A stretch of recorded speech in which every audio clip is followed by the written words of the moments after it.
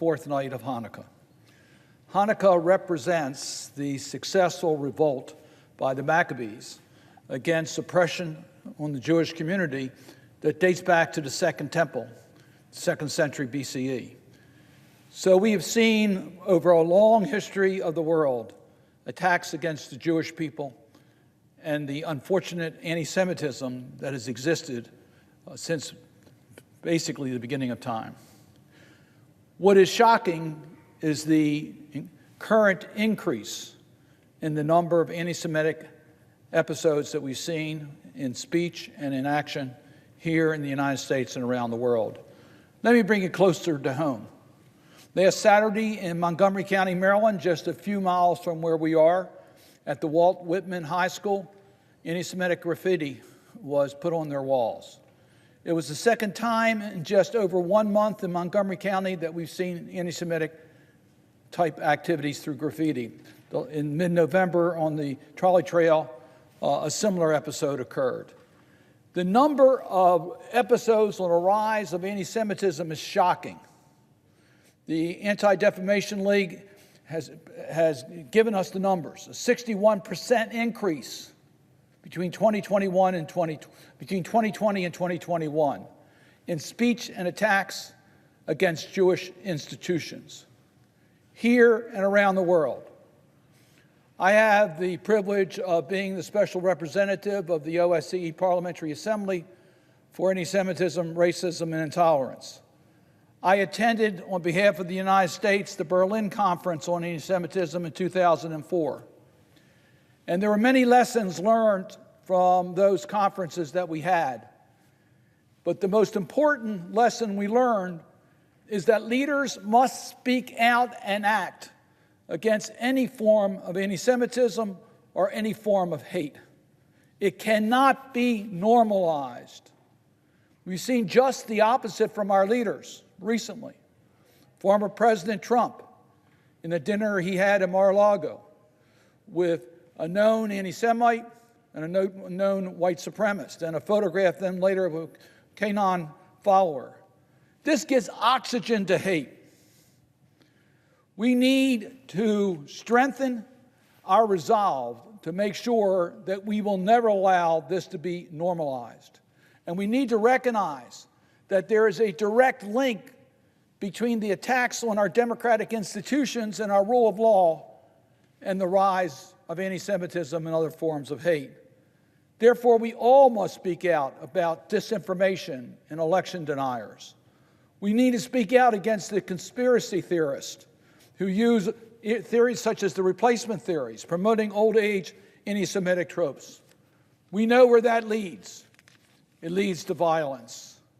On November 29th of this year, I conducted, under the auspices of the OSCE Helsinki Commission, a roundtable discussion.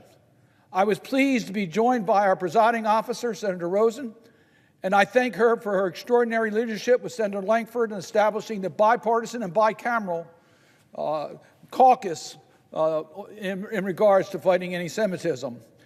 I was also joined by Senator Blumenthal and Congressman Vesey. We had representatives from the White House, from Department of Homeland Security, Department of State, Department of Justice, the Anti-Defamation League, the American Jewish Committee, and the U.S. Holocaust Memorial Museum. All were present as we talked about what we can do. That was followed up by a hearing at the Helsinki Commission last week on December 16th. Actually, this was just almost a week ago, in which we had Ambassador Deborah Lipstadt, our special envoy to monitor and combat anti-Semitism, and Rabbi Andrew Baker, who's the special representative of the Organization for Security and Cooperation in Europe on anti-Semitism. We all met again, a public forum as to what we should do. And I want to compliment the Biden administration. Doug Emhoff had a similar roundtable discussion with all the stakeholders. And out of all those meetings, one thing came abundantly clear. We need a government approach in fighting the rise of anti-Semitism. We need a coordinated strategy. So, Madam President, I want to thank President Biden for his statement on December 12th, where he did set up an interagency group led by the domestic policy staff in order to develop a unified national strategy to combat anti-Semitism and all forms of hate. That came out of the recommendations that our presiding officer helped lead, all of us together to make that a reality. We need a unified national strategy. It must include education. And I am so proud of this body approving additional funds for Holocaust education. It's important. It's an important part. People need to understand their history so that we're not doomed to repeat the horrors of the past. It includes safety. Public safety is very important. It's a reality that we have to provide our communities with the security they need. These nonprofit security grants are critically important. I was glad to see again that we're going to act later today to provide the resources we need to help our religious institutions protect themselves against the threats that are out there today. We need to engage law enforcement with training and accurate data collection so we understand the problem and we can take steps to combat it. And yes, we need a coalition of all groups. We need to work together. As President Biden said when he set up the task force, that we need to coordinate U.S. government efforts to counter anti-Semitism, Islamophobia, and related forms of bias and discrimination within the United States. We need to work in coalition. I had a sidebar meeting in Luxembourg on one of the OSCE Parliamentary Assembly meetings on anti-Semitism, and it became loud and clear that if any minority group is in jeopardy, we're all in jeopardy. So we need to work together. I'm going to close by quoting from an op-ed written by Howard Liptick that ran in the Baltimore Sun on December 14th, which was entitled "Stemming the Rise of Anti-Semitism Once More." Mr. Liptick serves as the executive director of the Baltimore Jewish Council.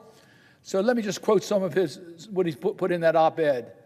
These days, the media commonly focuses on the normalization of anti-Semitism. Essentially, we are saying so many anti-Semitic comments and actions from leaders in politics, sports, entertainment, and social media is casually becoming part of our everyday conversation and debate. Immediate and universal condemnation used to be the norm when public figures or public debate crossed the line into anti-Semitism. That no longer seems to be the case, whether it's because of the overall coursing of our public debates or the relentless rise of anonymous social media, or simply the fact that there is fatigue from so many anti-Semitic comments seemingly everywhere. We can never normalize anti-Semitism.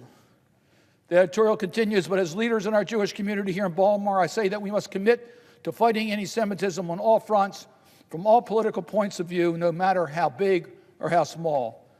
The gap between rhetoric and action has always been frighteningly narrow, which is why strong and immediate condemnation from all corners of leadership must again be the norm. The narrow gap between words and violence is why we must shine the brightest light possible on anti-Semitism. Madam President, I urge my colleagues on both sides of the aisle and both sides of the Capitol to work with me, work with all of us, the Biden administration, our allies, our civil society partners, to loudly and decisively call out anti-Semitism wherever it manifests itself, and to work together in the whole society approach to combat and eradicate it from our society. On this Hanukkah, let us rededicate ourselves that there should be no place for hate in America, and that we'll fight anti-Semitism here and lead the international efforts against anti-Semitism. With that, Madam President, I yield the floor. The clerk will call the roll. Ms. Baldwin.